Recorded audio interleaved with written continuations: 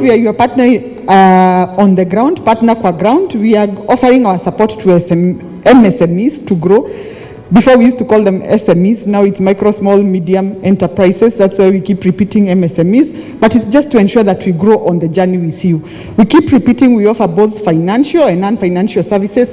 What we are offering in this room today is non-financial, where we are looking at growing with the customer and working with them that journey. It could be through training, it could be through the things we offer on WhatsApp, it could be through networking. That's why we are repeating, please sit in a group, talk to other people, hear what other entrepreneurs are doing in Nairobi.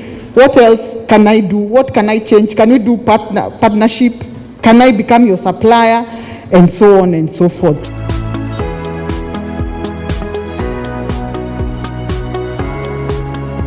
There is more to a business than just the brand that makes you stand out, and that is exactly the first statement. It's not a beautiful website, it's not a beautiful logo, it's not a great name and everything that makes your business stand out.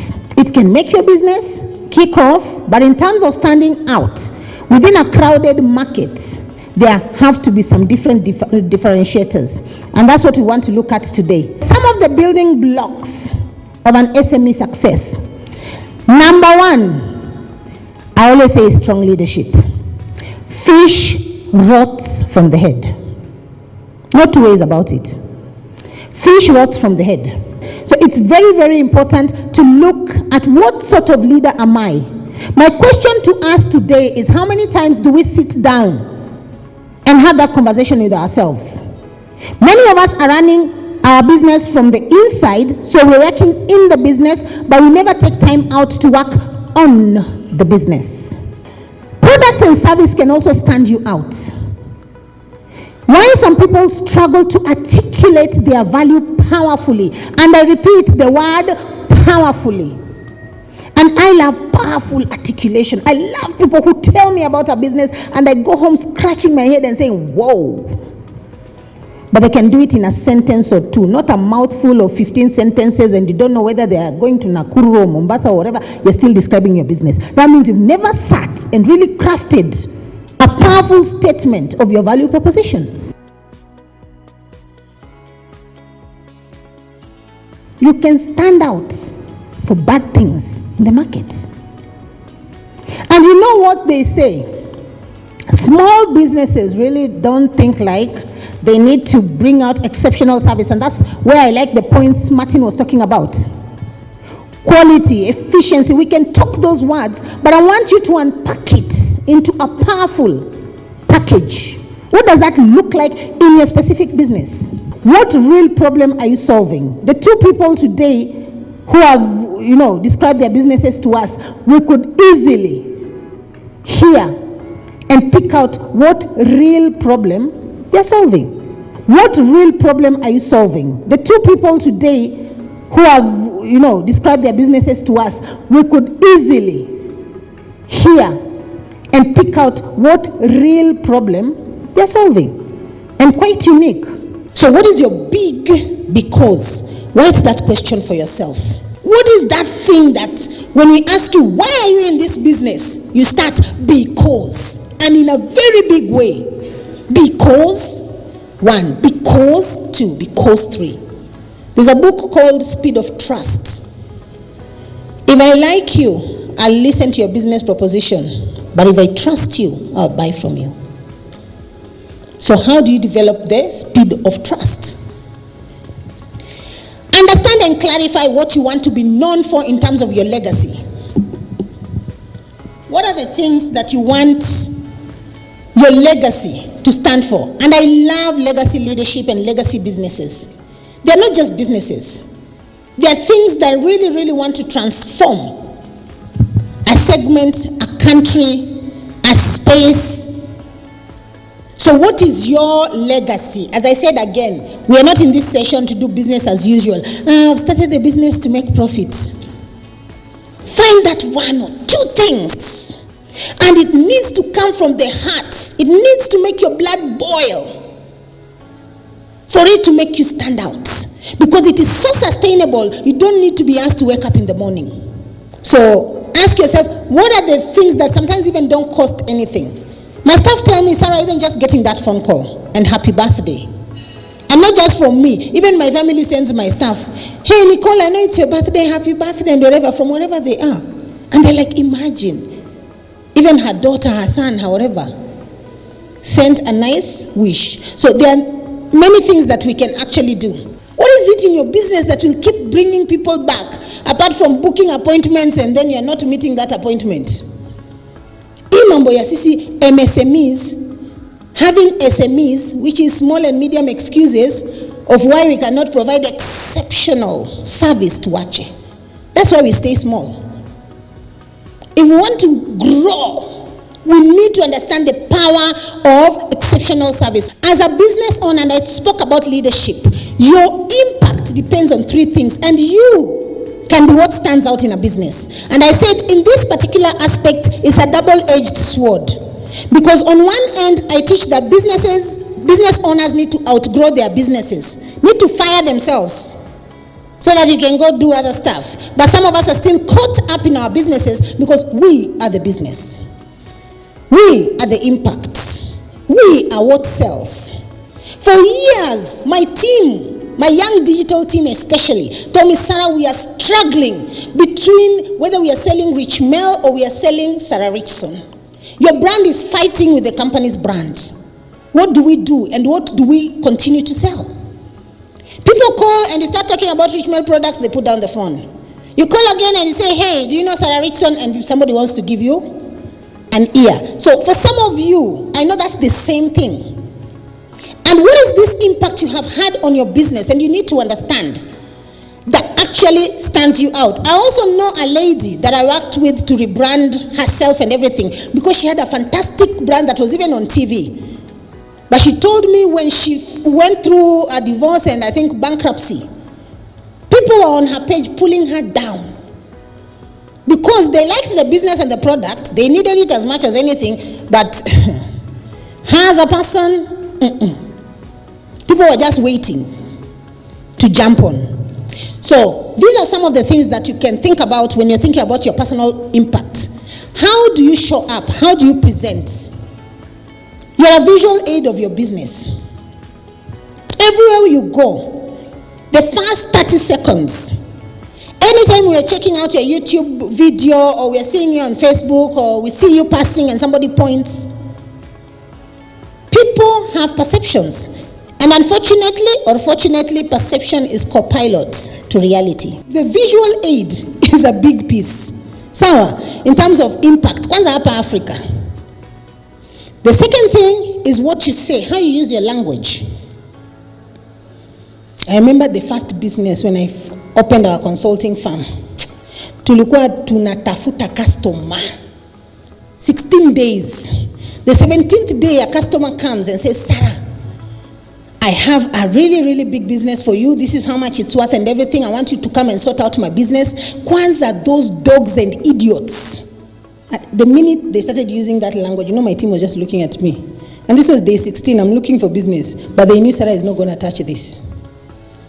The language is already off-putting. If you're calling your people dogs and idiots because you're rich or you've made it or you've hired them or whatever. And some of us look like we are shocked. But there are people who are calling others that out there, true or false.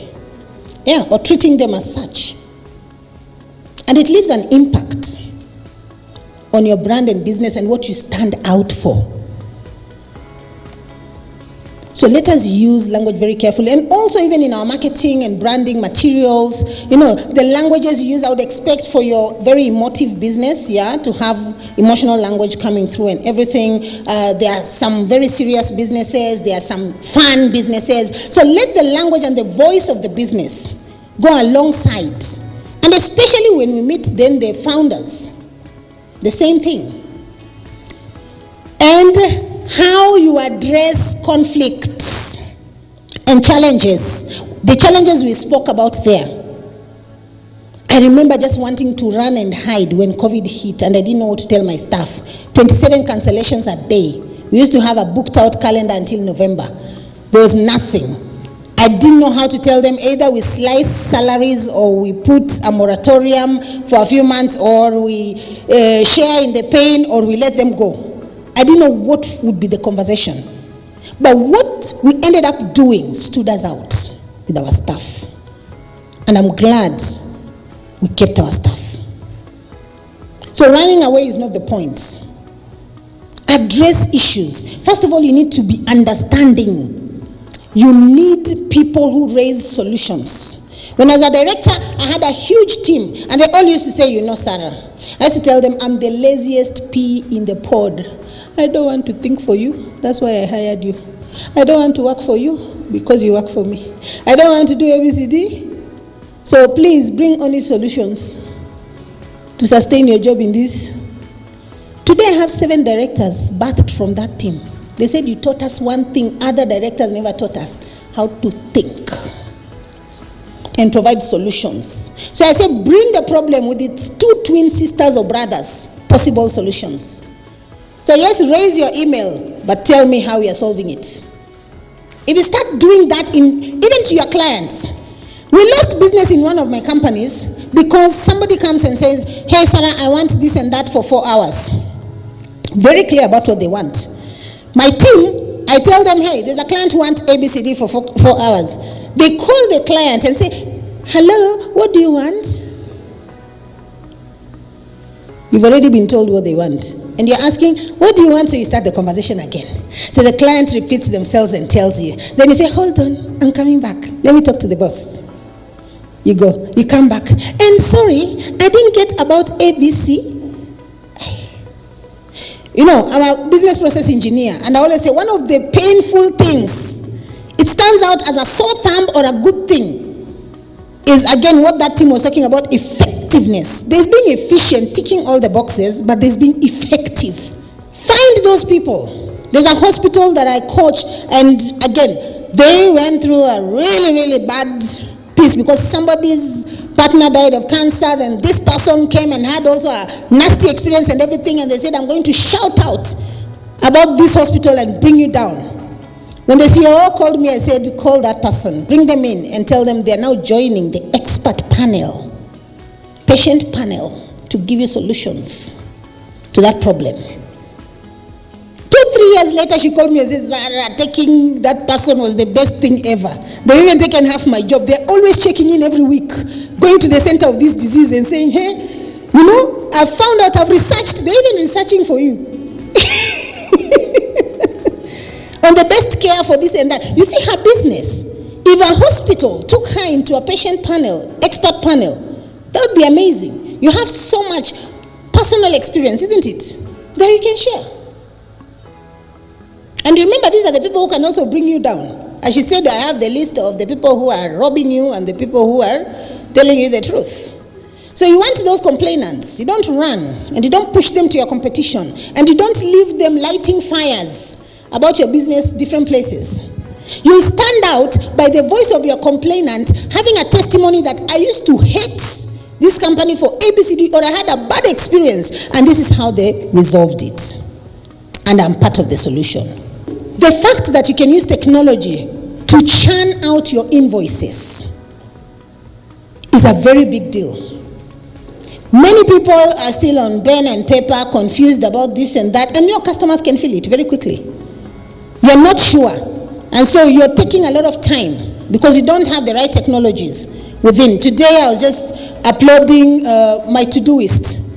Because my daughter, who runs a lot of our tasks and everything, is not in the country, but we are tasking together with the teams that are sitting in different parts of the world as well. And so I could see who's done what, who hasn't done what. Technology has helped. Kitambo, it was, let's get on a call. And we'll be for 2 hours going around like a spaghetti. I don't know the end of what and the beginning of what and which issue at the end of it. They'll do minutes that are 2 pages that I can't read at the end of the evening, or still know in a concise manner what is being done in my business or businesses. So again, technology can stand you out very quickly. And for me, I always say one of the things it saved us was invoicing. We lost clients simply because of invoice. You ask me, you want an invoice and whatever, in the morning. I'm in KCB forums, training and running from one county to the other. It's at the end of the week, I remember, hey, James asked me for an invoice. Hey, okay. haya wacha nianze kuangalia. No, my competition has already not only delivered the invoice, closed the deal and started delivering. So what are the time stealers? Write this down. The things that steal your time. And so customers are falling off. And these are people who know me. They're like, Sarah, I wanted you, but I couldn't wait 3 days. I couldn't wait 3 weeks. So technology can stand you out against your competition. You can just bring in something that, QuickBooks. So I don't even know it's that cheap per month, a subscription. Unaitoroka tu because unataka kutumia Kasuku book, 48 pages. Andika sijui nini na nini, bookkeeping. Ama uende Naivas kununua zile hard cover sijui za in out. We can move our business forward, sawa, with these small technologies. Create a voice for that reflects your brand. Give your brand a personality. Let people feel they're not only talking to some ad hoc thing, but they're actually talking to a business that has a voice.